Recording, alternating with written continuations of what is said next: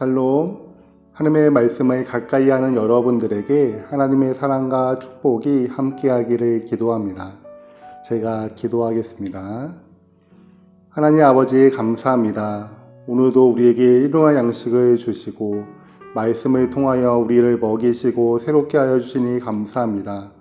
오늘도 말씀을 통해 주시는 힘으로 하루를 살아가기를 원합니다. 우리에게 말씀하여 주시고 하나님의 능력으로 우리를 새롭게 하여 주옵소서. 감사드리며 예수님의 이름으로 기도합니다. 아멘. 네, 오늘 말씀은 이사야 40장 1절에서 11절입니다. 너희의 하나님이 이르시되 너희는 위로하라. 내 백성을 위로하라. 너희는 예루살렘의 마음에 닿도록 말하며 그것에게 외치라. 그 노역의 때가 끝났고 그 죄악이 사함을 받았느니라.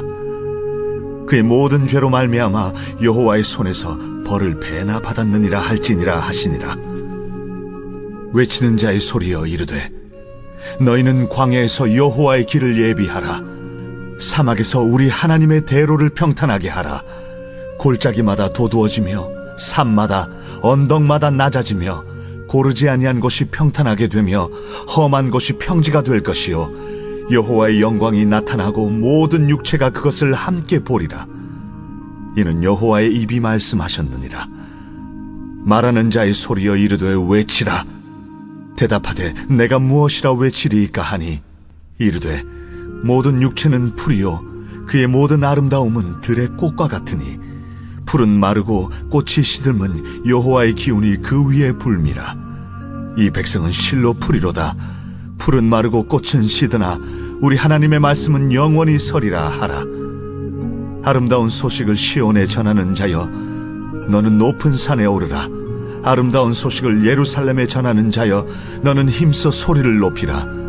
두려워하지 말고 소리를 높여 유다의 성읍들에게 이르기를 너희의 하나님을 보라 하라. 보라, 주 여호와께서 장차 강한 자로 임하실 것이요 친히 그의 팔로 다스리실 것이라. 보라, 상급이 그에게 있고 봉이 그의 앞에 있으며 그는 목자같이 양떼를 먹이시며 어린 양을 그 팔로 모아 품에 안으시며 젖먹이는 암컷들을 온순히 인도하시리로다. 오늘부터 우리가 새벽에 함께 볼 말씀은 이사야입니다. 이사야 40장부터 보게 되는데요. 이사야는 크게 두 부분으로 나눌 수 있습니다. 1장부터 39장 그리고 40장부터 66장까지입니다. 1장부터 39장에서는 이스라엘과 열방을 향한 심판의 메시지가 나옵니다. 그리고 40장부터 66장에서는 하나님의 구원의 메시지를 선포하죠. 이사야라는 이름의 뜻이 하나님은 구원이시다라는 의미인데 그 이름의 의미답게 하나님의 구원을 선포하는 것으로 이사야서는 마무리가 됩니다. 오늘 본문 1절은 이렇게 시작이 되죠. 너희의 하나님이 이르시되 너희는 위로하라. 내 백성을 위로하라. 위로하라 라는 말씀이 두 번이나 나오죠. 위로하라 라는 것이 핵심 메시지입니다. 지금 남유다는 주전 587년에 바벨론에 의해 멸망을 당한 상황입니다. 그래서 포로가 된 상황이죠. 포로가 된 이스라엘 백성들을 위로하라 라는 것입니다. 그들에게 위로의 메시지는 무엇이겠습니까? 바로 포로에서 해방이 되는 것이죠. 그래서 2절에서 그 노역의 때가 끝났고 그 죄악이 사함을 받았느니라 라고 하십니다. 그렇다면 하나님께서 이스라엘을 포로에서 해방을 시켜주시는 이유가 무엇일까요? 2절 마지막에 이렇게 말씀하십니다. 그의 모든 죄로 말미암아 여호와의 손에서 벌을 배나 받았느니라 라고 하시죠. 이들의 죄에 대한 모든 벌을 다 받았기 때문에 이제는 포로에서 해방을 시켜주신다라는 이야기이죠. 하지만 여러분, 벌을 다 받아서 해방이 되는 것 자체가 사실은 은혜입니다. 왜냐하면 1절에서 이스라엘 백성들을 향해 내 백성이라고 하세요. 하나님과 이스라엘의 관계는 왕과 백성의 관계입니다. 그런데 이스라엘은 지금 우상 숭배를 하죠. 다른 왕을 섬긴 것입니다. 왕에 대한 반역죄를 지은 것이죠. 반역죄를 지었는데 감옥에 몇 년 있는 것으로 끝납니까? 포로 몇십 년 하는 것으로 끝납니까? 아니죠. 죽임을 당합니다. 멸망을 당하죠. 이스라엘도 우상 숭배로 인해 사실은 망해야 하는 것이죠. 그런데 하나님께서는 70년 포로 생활로 감형을 시켜주신 것입니다. 그리고 70년이 지난 후에 이스라엘을 회복시켜 주시는 것이죠. 여러분, 이스라엘 백성들이 벌을 다 받아서 회복이 되는 것이 아닙니다. 물론 그런 측면도 있죠. 하지만 1차적인 것은 하나님의 긍휼하심 때문입니다. 하나님께서 죄로 인해 진노하셨지만 그 진노 중에서도 긍휼을 베풀어 주셨기 때문에 이스라엘 백성들이 회복될 수 있었습니다. 사랑하는 성도 여러분, 우리의 소망이 무엇입니까? 우리의 소망은 우리 자체의 거룩함이 아닙니다. 우리의 열심도 아니죠. 우리의 종교적 노력도 아닙니다. 바로 하나님의 긍휼하심입니다. 부족하고 넘어지는 우리를 긍휼히 여기시는 하나님의 은혜이죠. 오늘도 이 하나님의 긍휼하심을 바라보고 소망하며 살아가는 우리가 되기를 바랍니다.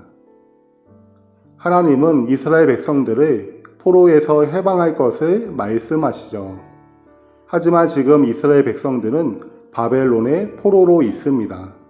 그러면 하나님께서 바벨론으로 가셔서 이스라엘 백성들을 구원하셔야 하는 것이죠. 그래서 3절에서 이렇게 말씀하십니다. 3절에 외치는 자의 소리여 이르되 너희는 광야에서 여호와의 길을 예비하라. 사막에서 우리 하나님의 대로를 평탄하게 하라. 하나님께서 이스라엘 백성들을 위해 그들을 구원하시기 위해 가시는 길을 평탄하게 하라라고 하시죠. 어떻게 평탄하게 하는 것이냐면 외침으로 하는 것입니다. 선포로 하는 것이죠. 그 선포가 무엇인지 6절부터 나옵니다. 두 가지를 선포해야 하는데요. 먼저는 모든 육체는 풀이고 그 모든 아름다움은 들의 꽃인데 그 풀은 다 마르고 꽃도 다 시든다라는 것입니다. 사람과 사람이 가진 모든 영광은 다 사라진다는 것이죠. 영원하지 않다는 것입니다. 여러분들은 지금 미국이 망할 것 같습니까? 망할 것 같지 않죠. 미국이 가진 막대한 힘과 경제와 이런 것들을 생각해 보면 도저히 망할 것 같지 않습니다. 하지만 바벨론이나 로마나 이런 고대의 나라들은 지금의 미국보다 훨씬 더 강대국이었습니다. 그 나라들이 누렸던 영광은 대단했죠. 그런데 지금은 다 망했죠. 사라졌습니다. 사람들이 생각하는 영광, 돈이나 명예, 권력, 사람들의 칭찬과 인정, 그것들이 영원하지 않습니다. 언젠가는 사라지는 것이죠. 하지만 영원한 것이 있습니다. 이것이 두 번째로 선포해야 하는 말씀인데요. 바로 하나님의 말씀입니다. 8절에 풀은 마르고 꽃은 시드나 우리 하나님의 말씀은 영원히 서리라 하라 라고 하시죠. 하나님의 말씀은 영원합니다. 그 이유는 하나님의 하나님 되심 때문입니다. 9절 하반절에 너희의 하나님을 보라 라고 하죠. 그 하나님에 대해서 10절과 11절에 나옵니다.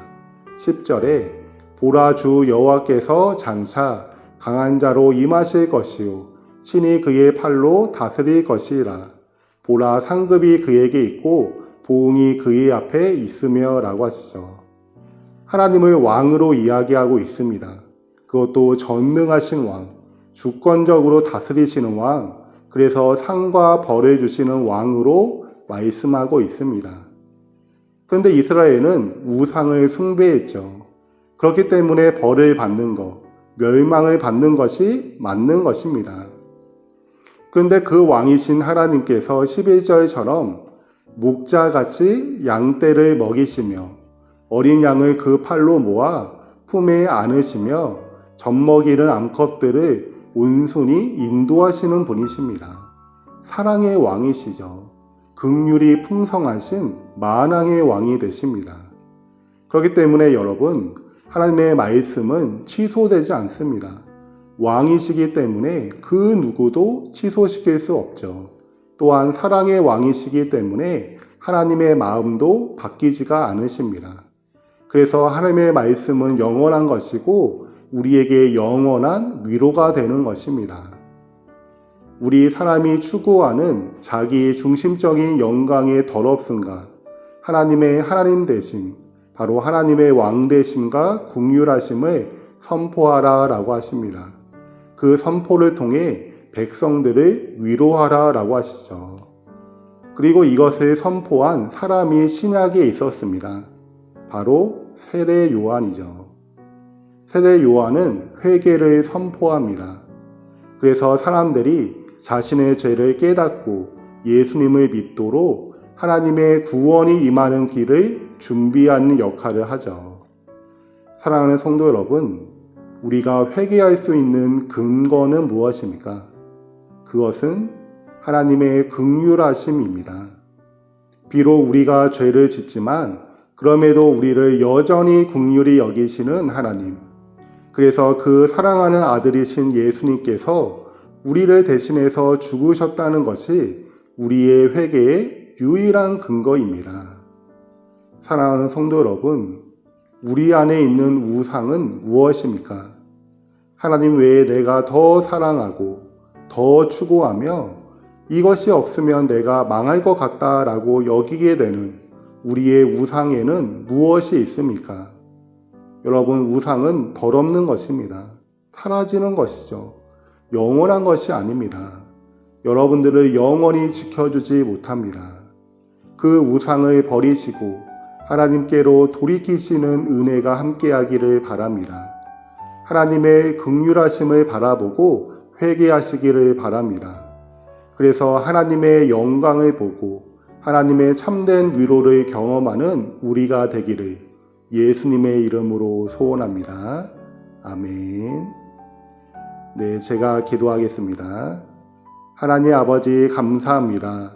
하나님께서 만왕의 왕이신데 우리를 사랑하시며 또한 그 아들이신 예수님을 보내주심으로 하나님의 긍휼하심을 우리에게 친히 보여주시니 감사합니다. 우리가 그 하나님을 사랑하고 섬기기를 원합니다. 우리 안에 있는 우상을 버리고 하나님의 긍휼하심을 믿음으로 하나님께로 돌이키기를 원합니다. 하나님, 우리에게 은혜를 베풀어 주셔서 우리 안에 있는 우상들을 제거하게 하여 주시고 오직 하나님만을 찬양하고 주님만을 따라가는 하나님의 참된 백성들이 되게 하여 주옵소서. 그래서 주님이 나의 구원자라는 것이 우리의 참된 위로가 되는 은혜를 더하여 주옵소서. 감사드리며 예수님의 이름으로 기도합니다. 아멘.